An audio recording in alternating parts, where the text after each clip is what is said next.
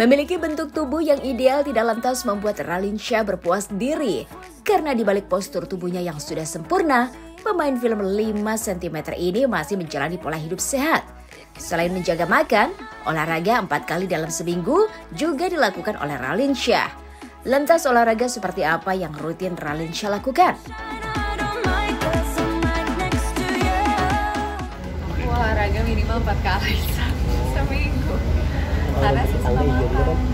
Apa aja tuh? Apa aja ya, renang, pilates, lari, kickboxing kadang-kadang, tenis juga, tenis seminggu sekali lah. Tapi untuk gaya hidup sendiri kan otomatis makan juga lebih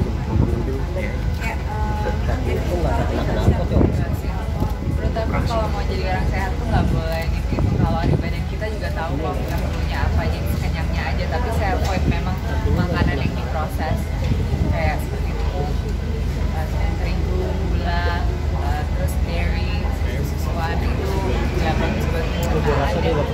Itulah yang bikin kita gemuk, itu yang bikin lemaknya nempel gitu. Kalau kita makan makanan natural, sayur, buah, daging juga nggak apa-apa, nasi juga nggak apa-apa, saya masih makan nasi.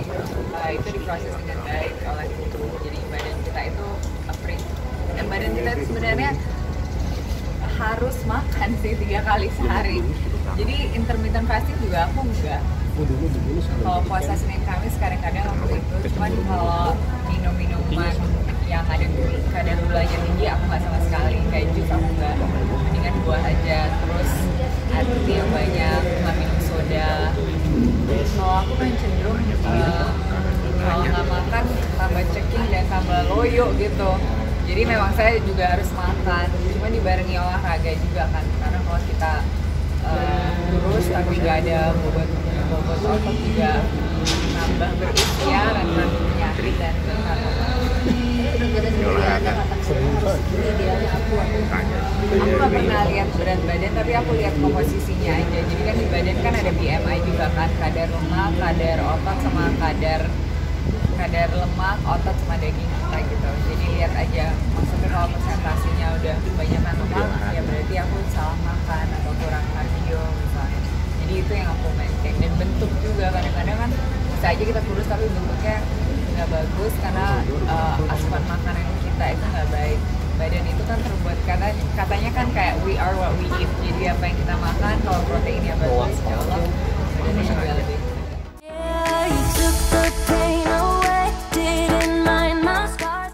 Usia tidak menghalangi Raline untuk melakukan hal-hal ekstrim. Belum lama ini aksinya menjadi sorotan karena menerbangkan pesawat di langit Miami. Tidak banyak yang tahu bahwa Raline memiliki skill yang tidak dimiliki orang biasa. Tampaknya keseruan inilah yang membuat Raline masih betah melajang hingga saat ini. Nggak sering sih, soalnya saya nggak punya. Cuman teman-teman saya memang ada beberapa yang punya. Dan kebetulan saya memang lagi belajar terbang, jadi bukan jet pribadi, tapi memang saya lagi belajar ini aja pakai manual itu jadi kemana-mana, cuma lagi belajar flying plane aja gitu. Nah, belajar itu nanya dong yuk. Belajar terbang. Dari kecil memang suka terbang dan sempat jadi komisaris AirAsia. Itu aku jadi lihat pilot-pilotnya kok mereka kayaknya enak banget ya, bisa kontrol pesawat gitu. Jadi saya suka aja mekanisme pesawat, bagaimana manusia dalam satu kita itu udah se-advance itu bahwa mesin itu bisa bantu kita terbang, bisa bantu kita berpengalaman dalam setiap situasi, tinggal kita mengoptimisasikan skill kita aja atau knowledge kita untuk bagaimana mengendalinya. Iya, karena memang itu kan membutuhkan banyak jam terbang untuk bisa terbang. Jadi harus berapa puluh ribu jam kita terbang naik pesawat itu baru bisa dapat sertifikat bisa jadi pilot. Kesulitannya apa sih Kak? Kesulitannya sih banyak ya, teori juga kita harus belajar, terus manualnya. Sebenarnya kalau kita berani sih kesulitannya biasanya dari kita sendiri. Misalnya kalau kita takut atau kita nggak yakin, ya harus fokus aja sih kalau di atas sana kan. Ya bahaya juga kalau kita nggak fokus. Gimana kalau lu mau sendiri? Pesawat yang takut atau gimana rasanya gitu? dari seorang wanita? Saya suka hal-hal yang menakutkan sih. Wow, Saya suka yang amazing. gitu, hidup boring banget. Saya suka hal-hal yang menakutkan. Love how you make me feel.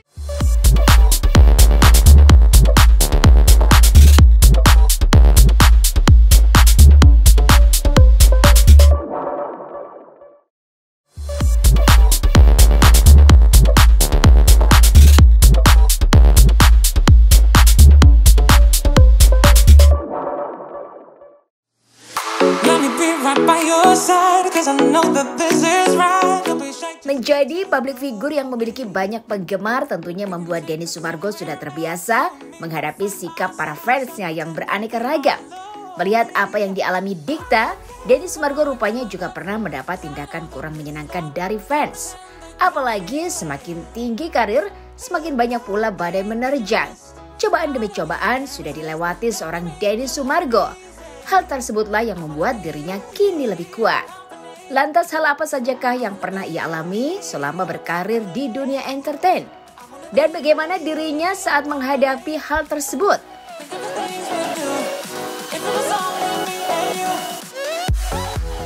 Oh, yang lato-latonya dipencet. Iya, itu. Pernah gua. Terus gimana? Ya, kalau gua waktu itu nggak keras banget kali ya. Lebih terasa enak sih kalau gua. Kalau Dikta kemarin mungkin keras banget itu sampai kesakitan aku lihat kan.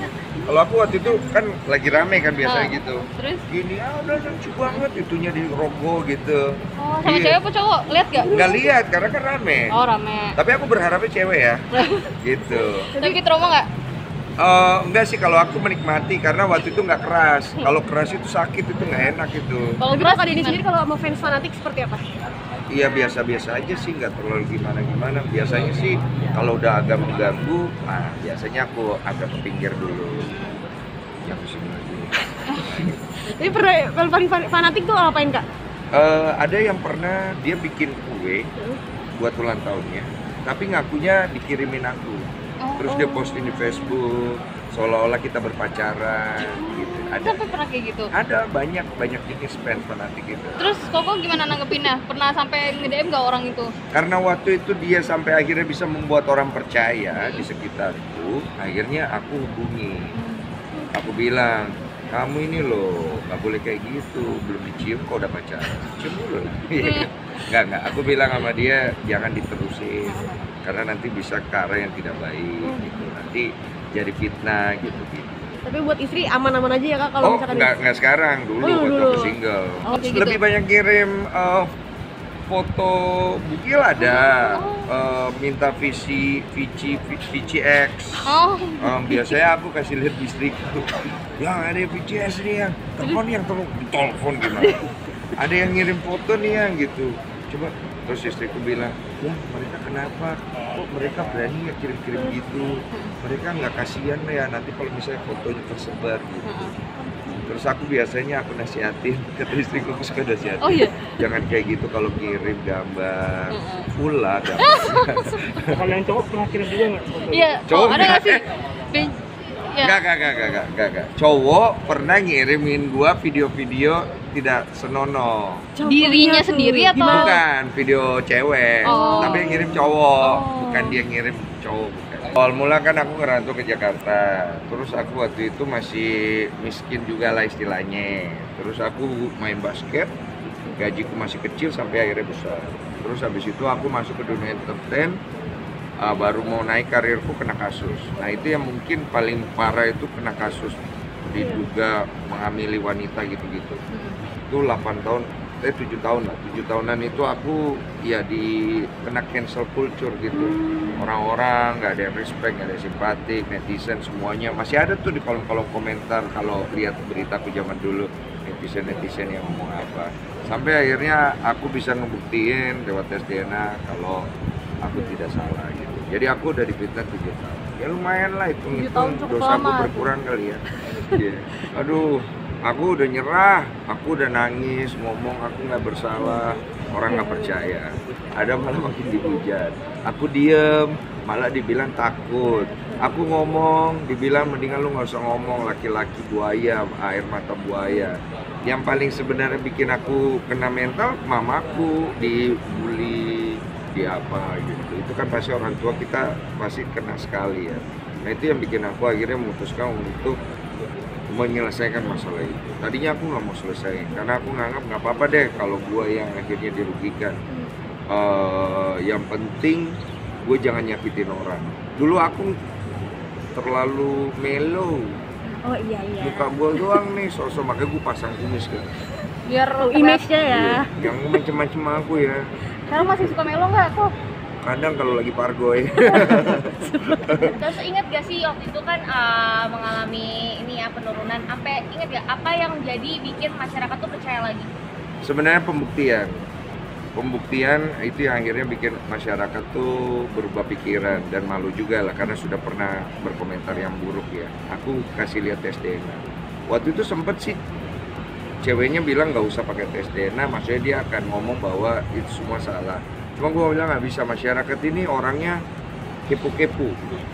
Kalau nggak ada tes DNA nggak valid gitu. Udah gitu aja tes DNA keluar aja, wah bisa aja tes DNA dipalsukan. Lu mau drama ini berapa lama? Asik, ya kan? Gak ada AdSense ya buat gue. Can find ourselves, stop pretending.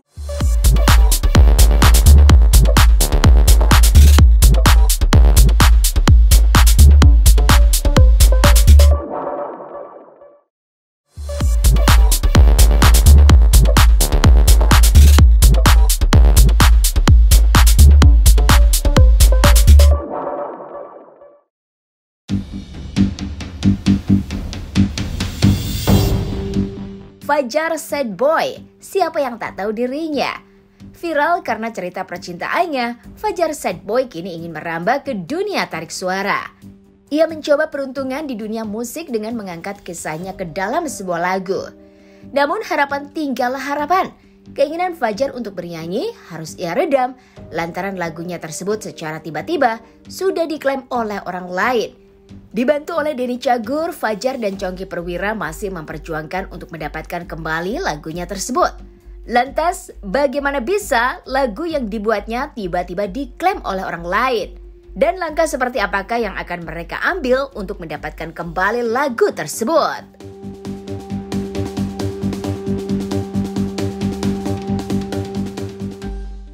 Jadi awalnya itu Kak Denny Cagur itu hubungin saya, jadi menceritakan tentang Fajar gitu. Terus ada lagunya, terus dikirimkan ke saya, terus kita lihat, oke ya gitu. Pertamanya begitu. Terus berapa lama, selang beberapa hari, ternyata lagu itu sudah diklaim oleh pihak yang kita juga tidak tahu. Gitu. Pencipta lagu Amet, terus teman-teman Denny Cagur ngebahas itu. Ini kok bisa lagunya naik ke DSP atau digital store tanpa sepengetahuan kita. Jadi kita lagi memperjuangkan itu sebenarnya karena pertama hak pencipta lagu yang mungkin memang dia juga tidak mengerti tentang hal itu. Jadi akhirnya kita lagi memperjuangkan tentang mendapatkan kembali tentang lagu tersebut. Nah, memang lagu itu diceritakan tentang kisahnya Fajar yang beberapa liriknya ada juga dari Fajar juga. Sebagai produser mungkin selain berhubungan baik dengan Denny Cagur, saya berpikirnya sah-sah saja ya, karena pertama ya positif aja seorang anak muda bisa mencoba nyanyi, karena terkadang di saat lagu yang kita persiapkan dengan baik terus dikeluarkan ternyata tidak diminati oleh pasar atau publik, dan terkadang malah lagu yang mungkin sifatnya natural tiba-tiba disukain orang. Akhirnya kita berpikir ya udah, kenapa nggak kita coba aja, kita mencoba bikin konsep baru dengan aransemen baru. Mungkin beberapa hari berikutnya kita akan bikin video klip juga, kita coba berikan itu ke pasar gitu. Jadi pertama si agregatornya berada di luar negeri, jadi bukan di Indonesia. Jadi agak susah sekali gitu, dan saya pinter banget juga sih orang yang ngeklaim ini memakai jasa agregatornya itu di Amerika gitu. Jadi kami lagi mencoba gitu bagaimana caranya biar itu bisa dapat kembali otomatis dengan publisher, terus dengan dokumen-dokumen file asli kita yang akan kita berikan ke agregator ya, bentuk dari bantahan dari kita. Karena dari YouTube itu sudah centang merah ya. Jadi otomatis itu sudah punya orang, terus ada namanya juga. Berikutnya kami cek di digital store tuh kayak Spotify, Joox, ternyata udah masuk semua gitu. Nah, inilah yang mungkin bikin Denny ya, kita tahu dia baik banget ya. Dan ayo kita perjuangkan ini ya, Fajar dan lain-lain sebagainya. Mungkin kalau saya ngelihat niatnya Denny itu dari dulu begitu gitu. Ya waktu bikin lagunya yang dahulu pun juga di saat Denny bernyanyi juga ayo kita coba gitu. Meskipun beberapa publik mungkin ngapain ya nyanyi atau mungkin nggak menerima atau dan bagaimana gitu. Tapi ternyata setelah dirilis terus di launching waktu itu terus bagus di publik. Nah hampir sama dengan Fajar gitu. Saya ngelihat Fajar natural gitu. Tidak ada hal yang dibuat-buat tentang hal itu. Jadi kalau misalnya terkesan seperti susah bicara ya mungkin wajar ya Fajar ya, karena dari daerah Gorontalo gitu. Terus makanya pencipta lagu pun dia sempet membuat semacam nazar lah sama Fajar. Nanti kalau lagunya ini kita mau bantu masjid ya. Tapi ternyata beberapa hari setelah bertemu saya lagunya diklaim ya sudah gitu. Itu mimpinya hilang semua gitu. Nah, ya. Fajar paham nggak ketika nggak ada royalti dan rugi banyak? Sejauh ini tidak ada itu. Kita dan saya pun juga nggak berpikir seperti itu. Gitu. Pertama, seorang anak berkarya. Buat saya sih positif saja gitu. Terus masalah lirik ya lirik biasa gitu. Dan ya kenapa tidak gitu. Hal ini sama aja dengan beberapa orang yang terkadang kayaknya gue nggak suka penyanyi A karena kurang dan lain-lain sebagainya. Tapi ada hal lagi yang suka dengan kriteria yang seperti apa. Tapi ternyata malah di pasar lain cerita gitu. Ternyata lagunya diminati dan lain-lain sebagainya. Saya mencoba membuat itu menjadi lebih baik mungkin ya. Dari sisi musik, dari sisi suara gitu. Memang kalau kita nilai gitu, memang bukan basic penyanyi Fajar gitu.